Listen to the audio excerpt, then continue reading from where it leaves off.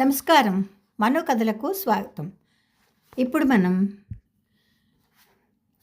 మనం వంశీకి నచ్చిన కథలు నుంచండి ఉత్తర పొద్దు అనే ఒక చక్కటి కథను తీసుకుంటున్నానండి. రచించిన వారు సా.వెం. రమేష్ గారండి. ఇక కథలోకి వెళ్తున్నానండి.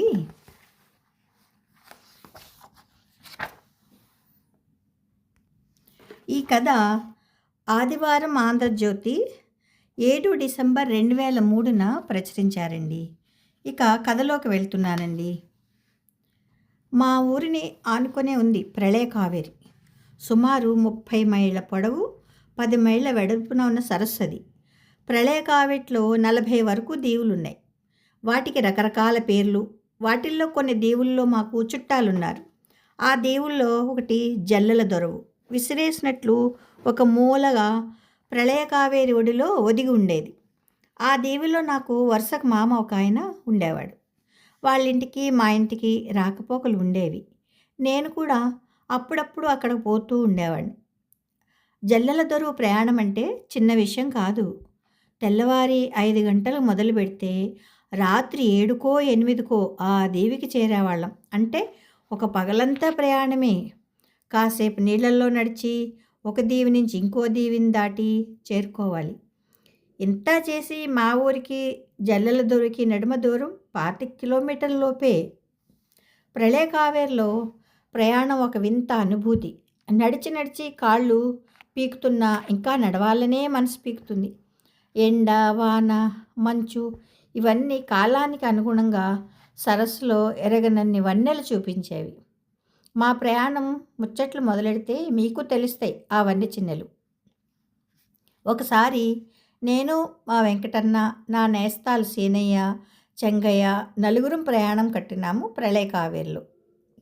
సీనయ్య, చెంగయ్యలు రాగన్న పట్టెడకు, నేను మా అన్న జల్లెల దొరువుకు. అప్పుడు నా వయసు 12, 13 ఉండొచ్చు. అప్పటికి ఉత్తర కార్తె పెట్టి 2 దినాలయ్యింది. ఆ ఏడాది మఖా పుబ్బల్లోనే గట్టి వానలు పడినాయి. అందుకే మా అమ్మకు మా అవ్వకు మా ప్రయాణం అంటే దిగులు. దారిలో వానొస్తే రాగన్న పట్టెడిలోనే నిలిచిపోండి, ఉత్తర పొద్దులో కావేట్లో దిగబాకండి, మా అమ్మ హెచ్చరించింది. ఉత్తర పొద్దు అంటే వాళ్ళకేం తెలుస్తుందమ్మే అని మా అమ్మని ఒక్క కసురు కసిరింది మా అవ్వ. మా వైపు తిరిగి, నాయన మధ్యనేలా మడకలిప్పే పొద్దులో ప్రళయ కావేట్లో నడవబాకండ్రా అనింది. పునమాల తిప్ప దాటినాక చిన్న తోటకు పోయేదాకా దిగులు తెప్ప లెక్కువ చూసి నడవండి, మా పెద్దమ్మ సలహా ఇచ్చింది. దిగులు తిప్ప అంటే ఒక రకమైన బురదగుంట, ఊపి కాదు. ఇందులోకి దిగితే నడుముల దాకా కూరుకుపోతాం. ఉత్తర పొద్దు బిడ్డల్ని ఏమారుస్తుందేమో మా అమ్మ గొణగసాగింది. ఆడవాళ్ళ సణుగుడంతా విన్న మా తాత లేచి, ఏయ్ గమ్మునుంటారా లేదా, అయినా పంట రంగస్వామి లేడా ఏదైనా అయితే చూసుకునేదానికి, పోయిరాని వాళ్ళని అన్నాడు. మా వైపు చూసి, అభయ నలగా మూల దాటినాక ప్రళయ కావేరమ్మకు సక్కలిగిలు ఎక్కువ, మునేళ్ళు అదిమి పెట్టి నడవండి, లేకపోతే గబ్బుడు ఎండ్రకాయల్ని జవరాల్సి పడుతుంది అన్నాడు.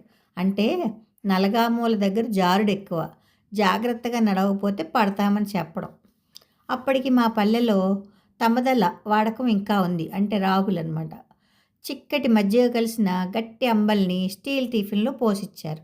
అట్లే 2 పులుసన్న పొట్టాలు కట్టించినారు. తెల్లవారి 6 గంటలకు అటకాని తిప్పకపోయే బస్సు ఎక్కి కూర్చున్నాం. బస్సు బయలుదేరి కసారెడ్డిపాళెం, చెరువు కండ్రిక, దావాది గుంటలు దాటి కుదిరికి వచ్చింది. కుదిరి వస్తే మా ఆనందం ఎక్కువ అవుతుంది. కుదిరి దాటగానే ప్రళయ కావేరి మొదలవుతుంది. ఇక కనుచూపు మేర నీలాలు ఆరబోసినట్లు నీళ్లు. అరగంట ప్రయాణించి అటకాని తిప్పలో మమ్మల్ని దించింది బస్సు.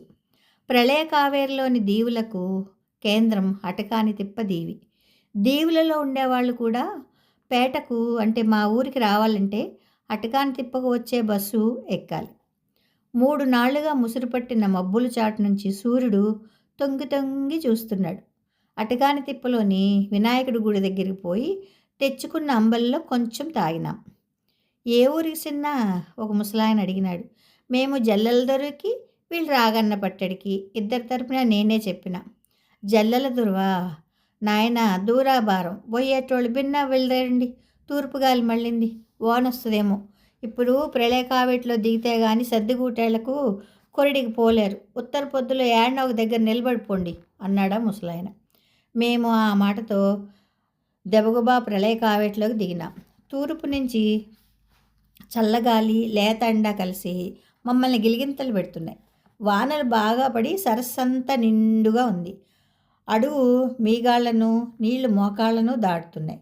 వలస పక్షులు కూడా కొంచెం ముందుగానే వచ్చినట్లుండాయి. ఉల్లంకి పెట్టెలు వేలకు వేలు బార్లు కట్టి నిలబడి ఉన్నాయి. వాటి రెక్కల పసిమిఛాయ నీటి నీలివన్నే ఎండ బంగారు రంగు కలిసి ప్రళయ కావేరి కొత్త హొయలిపోతోంది. 2 గంటల సేపు నీళ్లల్లో కాళ్ళు ఈడ్చుకుంటూ సాగిన మా నడక కొరిటి దీవికి చేరి కూదుట పడింది. దీవంటే గట్టి నేల, కాలు చకచకా సాగుతుంది. అప్పటిదాకా గిలిగింతలు పెట్టిన సూర్యుడు చుర్రుమనిపిస్తూ పైకి లేస్తున్నాడు. పేము పొదల దొరువులో కాళ్ళు కడుక్కుని తీయని నా నీళ్లు తాగి నడక సాగించినాం. కొరిటి దీవంతా చిట్టడివి. ఆ అడవిలో పాలపండ్లు, కలిగిపండ్లు, బీరపండ్లు, బిక్కి పండ్లు, నిమ్మకాయలు, ఊటి పండ్లు, గొంజి పండ్లు, బలిజ పండ్లు, ఎలికి చెవులు, పిల్లొట్లు కోసుకుని తింటూ సాగుతున్నాం. అడవంతా చిన్న చిన్న రంగురంగుల పిట్టలు వింత వింతగా పలకరించుకుంటూ, కులుక్కుంటూ, గిలుక్కుంటూ, చెట్టుకు చెంగున ఎగురుకుంటూ, చటాలను దోవకడ్డంగా పరిగెడుతూ మమ్మల్ని పలకరిస్తున్నాయి. కొరిటి దాటిన తర్వాత మళ్ళీ ప్రళయ కావేరిలో గంటన్నర ప్రయాణం. తర్వాత కొల్లపట్టు దీవి. కొల్లపట్టు నుంచి గంట ప్రయాణంలో తోటకట్లకు చేరేసరికి మిట్ట మధ్యనేళ అయింది. ఎండ కసిగా కొడుతోంది. గాలి ఎంత చల్లగా తగులుతున్నా చెమట కారుతూనే ఉంది. తోటకట్ల తర్వాత గంట నడిస్తే రాగన్న పట్టెడ వస్తుంది. మాతో పాటు తెచ్చుకున్న తిండి ఎప్పుడూ అయిపోయింది. మధ్యాహ్నం 1 గంటప్పుడు రాగన్న పట్టడికి చేరుకున్నాం. మా నేస్తాల ఊరు అదే. మేమైతే సగం వచ్చినట్లున్నాం. మా నేస్తాల ఇళ్లలో మమ్మల్ని చూసి చాలా సంతోషించినారు. చెంగే వాళ్ళమ్మ ఆదరాబాదరాగా సంగటి గెనిగి శనగప్పుల ఊరిబిండి నూరి కడుపు నిండా పెట్టింది. ఈ పొద్దు ఈయన్నే ఉండి రేపు బయలుదేరిపోండి నాయన, ఉత్తర పొద్దు ప్రయాణం మంచిది కాదు అన్నారు వాళ్ళ ఇంట్లోని పెద్దలంతా. ఎప్పుడెప్పుడు జల్లెల దొరువు పోదామా అని ఆతృతలో ఉన్న మేము వారి మాటలను వినలేదు. నేను మా అన్న బయలుదేరినాం. ప్రళయ కావేట్లో మిట్ట మధ్యనేళ్ల ప్రయాణం కొంచెం కష్టమే. ఎండకు నీళ్లు తళతళలాడుతూ కళ్ళను జిగేలు మనిపించి దారి తప్పేటట్లు చేస్తాయి. దారి తప్పి మిట్టకపోయినామా నీళ్ల వేడికి కాళ్ళు బొబ్బల్లేస్తాయి. పల్లానికి పోయినామా ఏ దిగులు తిప్పో తగిలి నడుములో తడుసులో కూరుకుపోతాం. దోవ పొడవునా అనుభవం ఉండే పెద్దలు అక్కడక్కడ కట్టె పుల్లలు నాటి ఉంటారు. వాటిని చూసుకుంటూ నడవాలి. రాగన్న పట్టెడు తర్వాత గంటన్నర నడకలో పంట రంగం ఉంది. ఆ దీవులు ఎవరూ కాపురం ఉండరు. పాతకాలం నాటి శివాలయం ఉంది అక్కడ. ప్రళయ కావేరి ప్రయాణికులు ఆ శివాలయం దగ్గర విశ్రాంతి తీసుకొని పోతూ ఉంటారు. త్వరగా పోవాలనుకున్నవారు శివాలయానికి పోకుండానే మరో గంట ప్రయాణాలు వచ్చే చిన్న తోట వైపు సాగిపోతారు. మేము అట్లా పోవాలని అనుకున్నాం. కానీ మేము అనుకున్నట్లు జరగలేదు. రాగన్న పట్టెడు తర్వాత అరగంట నడిచినామో లేదో తూర్పు నుంచి పశువుల పండక్కి పరిగెత్తే బర్రెల మందలాగా గుంపులుగా మొయిళ్ళు బయలుదేరినాయి. మొయిళ్ళంటే మబ్బులు. మరుక్షణంలోనే నల్లగా మూసుకొనింది. కంటికి మింటికి ఏకదారుగా వాన మొదలైంది. ఇక మేము చిన్న తోటకు పోయే ఆలోచన మానుకొని పంటరంగం చేరుకునేందుకు త్వరగా నడవసాగినాం. ఎగువ నుంచి ప్రవాహం వాగో కాళిందినదో పరిగెత్తుకొచ్చి ప్రళయ కావేట్లో పడినట్లుంది. ప్రళయ కావేట్లో సుళ్ళు పుట్టినాయి. దోవ పక్కన నాటిన పుల్లలు కొట్టుకుపోయినాయి. మాకు పంటరంగం దీవి కంటికి కానలేదు. మధ్యాహ్నం 3 గంటలు కూడా అయి ఉండదు. కానీ చీకట్లు ముసురుకున్నాయి. మేము గుడ్డు గురుతులతో చాలాసేపు నడిచి చివరకు పంటరంగం చేరుకున్నాం. ఆ దీవంతా పెద్ద పెద్ద మానులతో చిక్కటి అడవి ఉంది. వాటి మధ్యలోనే శివాలయం ఉంటుంది. ఆ గుడి దగ్గరికి పోతే ఎవరో ఒకరు ప్రయాణికులు ఉంటారు. కానీ గుడి దగ్గరికి పోవడానికి కాలిబాట కూడా దొరకడం లేదు. చివరికి నీటి వరవని పట్టుకుని ఎదురు నడిచినాం. ఆ వానలోనే గంటకు పైగా ఆ దీవులో నడిచినాం. శివాలయం జాడే లేదు. నాకు చలికితోడు భయం కూడా మొదలై వణుకెక్కువైంది. తిరిగి తిరిగి గుడి కనపడక ఓ మర్రిచెట్టు కింద నిలబడినాం. చిక్కటి చీక పడుతోంది. చీకటి చిక్కబడుతోంది. ఏనుగు తొండంతో చల్లినట్లు వాన కురుస్తూనే ఉంది. నేను భయంతో మా అన్నను దగ్గరగా జరిగి నిలబడినాను. ఆయన పరిస్థితి నాలాగే ఉన్నట్లుంది. నాకన్నా ఒక ఏడాది పెద్దవాడంతే. ఇద్దరము ఏమీ మాట్లాడుకోవడం లేదు. ఒకరికొకరం బాగా ఆనుకుని నిలబడినాం. ఇంతలో ఎవరు రాడా ఇయాళప్పుడు ఏడకొచ్చింది అన్న కేక వినపడింది. మెరుపును అనుసరించే ఉరుములాగా. కేకతో పాటు మనిషి మా ముందుకొచ్చినాడు. నల్లగా నిలువెత్తు మనిషి, తెల్ల జుట్టు, ముడతలు పడిన మొహం, వయసుడిగిన కండలు తిరిగిన దేహం. మేము జల్లెల దొరకు పోవాలి తాత, రాగన్న పట్టడ దాటినాక వానొచ్చింది, పంటరంగం గుళ్ళో తలదాచుకుందామని వచ్చినాము.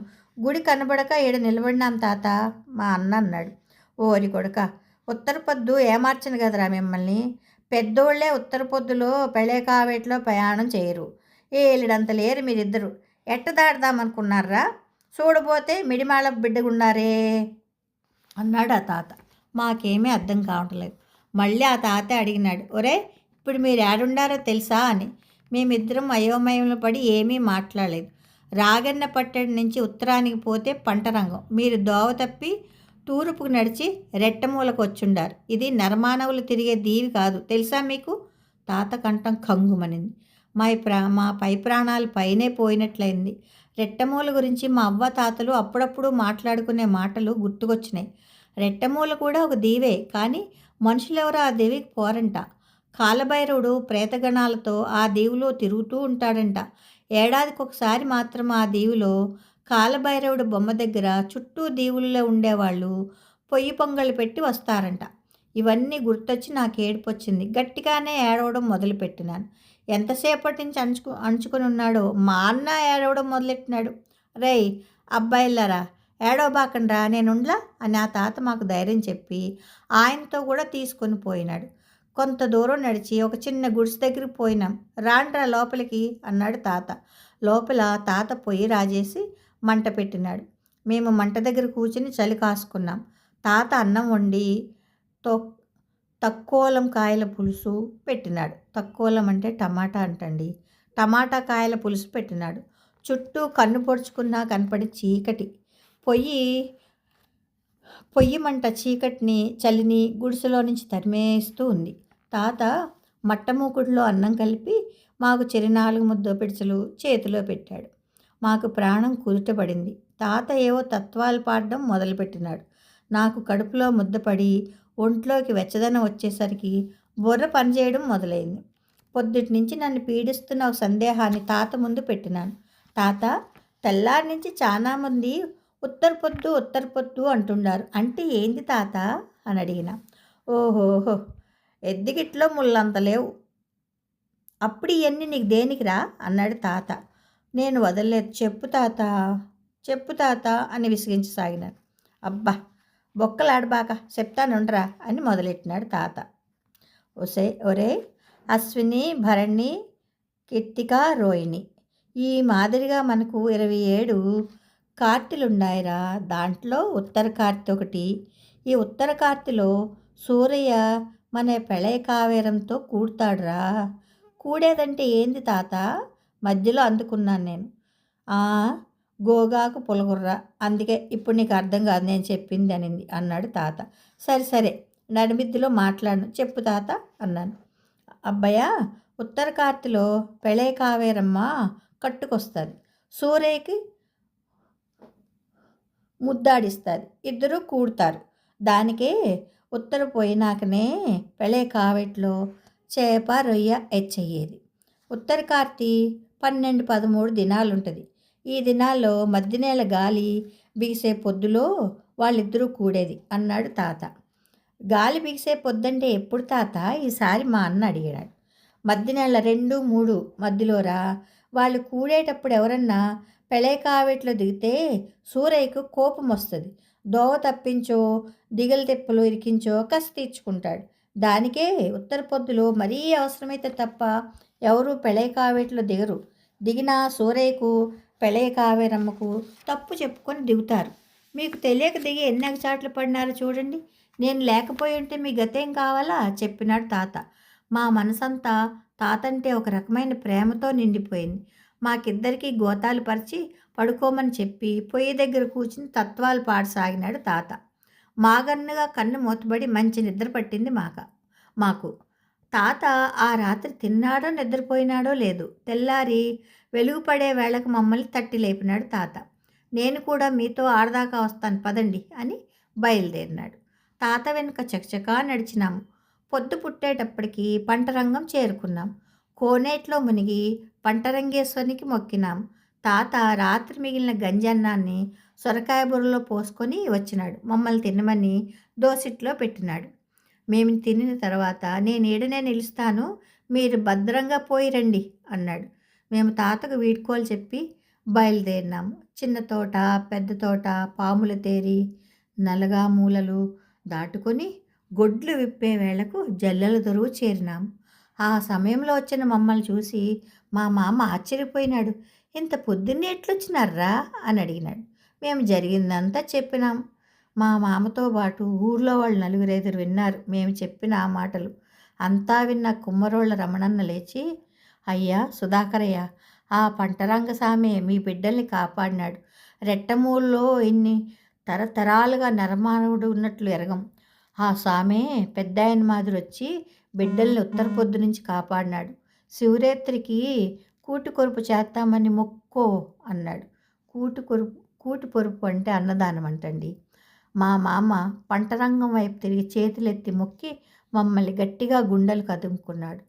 ప్రళయ కావేరముతో కూడడానికి సూరయ్య చరచరా పైకి లేస్తున్నాడు. కథ సమాప్తం. కథ నిజంగా బాగుందండి. ఈ ఈ మాది కూడా గోదావరి ప్రాంతమేనండి. రావులపాలెం దగ్గర మాది పొడగట్లపల్లి. నిజంగా మాకు కూడా నేను కూడా చిన్నప్పుడు ఇవన్నీ చూశాను. చేలల్లో అదే గోదావరిలో ఉన్న వాటిని ఏదో అంటారు, మర్చిపోయాను, చాలా రోజులైంది కదా వచ్చి. అక్కడ బాగా పుచ్చకాయలు, దోసకాయలు అన్నీ పండుతాయి. చాలా బాగా ఇచ్చేవారు మాకు. తీసుకుని తెచ్చుకునేటోళ్ళం అనమాట మేము పడవల్లో వెళ్ళి. నిజంగా ఆ ఇసుక అయితే ఎంత బాగుంటుందో, మెత్తగా అనమాట నడుస్తుంటే కాళ్ళ కింద. ఇవన్నీ అంటే చిన్నప్పుడు గుర్తులైపోయినాయి. ఇప్పుడు మళ్ళీ కథ చదువుతుంటే నాకు అవన్నీ గుర్తుకొచ్చినాయి. రచయిత గారికి చాలా చాలా ధన్యవాదాలు. మళ్ళీ నాకు నన్ను పాత స్మృతులన్నీ గుర్తుకొచ్చేటట్టు చేసినందుకు చాలా ధన్యవాదాలు. అట్లాగే మన వంశీ గారికి కూడా గోదావరి అంటే ఎంత ఇష్టమో చూశారుగా.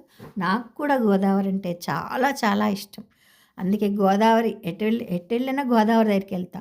ఇటు పక్క వైజాగ్ ఇటు సైడ్ వెళ్ళినా సముద్రం దగ్గరికి వెళ్తా. అసలు నీళ్ళని చూస్తేనే నాకు ఎక్కడ లేని ఆనందం తన్నుకొచ్చేస్తుందండి. ఇప్పటికీ కూడా చిన్న పిల్లలా ఆడుకుంటాను. నాకు 65 ఏళ్ళు వచ్చినా చాలా ఇష్టం అనమాట నీళ్ళంటే. రచయిత గారికి ధన్యవాదాలు. నా పాత స్మృతులన్నీ మంచిగా నాకు గుర్తుకొచ్చేటట్టు చేసినందుకు. కథ సమాప్తం అండి. కథ మీకు నచ్చిందా? నచ్చితే అందరూ లైక్ చేయండి, షేర్ చేయండి, కామెంట్స్ చేయండి, సబ్స్క్రైబ్ చేసుకొని నన్ను ఎంకరేజ్ చేయండి. ఉంటానండి. ప్రేమతో మీ మను.